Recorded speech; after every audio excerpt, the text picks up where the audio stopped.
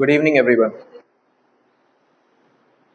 My name is Mohammad Haider, and today I'm going to talk about those baseless relationships which have become very common these days. Many youngsters have fallen into this trap and they think that they are doing something very good for themselves. But in reality, they are just wasting their precious time and harming their mental health. I just want to know one thing: why do you need someone before marriage when you have your parents, siblings, your friends, and most importantly, God is with you, who supports you emotionally, mentally, in every way? Now, if you feel that having someone from opposite gender is necessary for you, then I'm really sorry to say you are becoming slave to your desires. So what is happening here? First, you get involved in these things, and then many of you ended up with a broken heart. And I have seen many very bad consequences of this. Very bad. People are even losing their trust in marriage also. Some people say that I don't want to get married to anyone. I in the past 6 years, three people have cheated on me. How can I trust someone now? Many boys become like a Kabir Singh after their breakup. One of my cousin brother smokes around 40 cigarettes a day. And you know why? Just because she left him. Oh, brother, why you are damaging your lungs for someone who don't even care about you?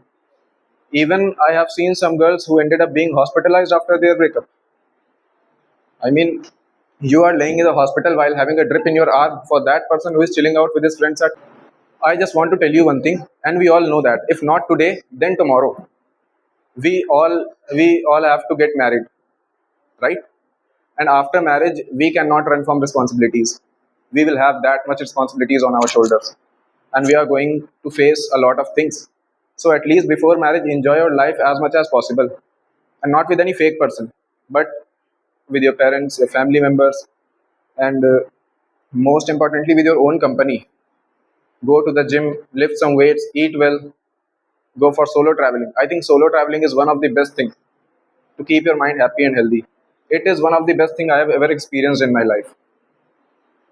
Solo traveling is one of the best. So, and secondly, if you are a teenager, how do you have so much free time? How do you have so much free time? Because this is the time to learn new things, to grow, to build yourself. Use your time in productive activities as much as possible. If you are a teenager or a young adult, you should not have so much free time to get distracted by these things.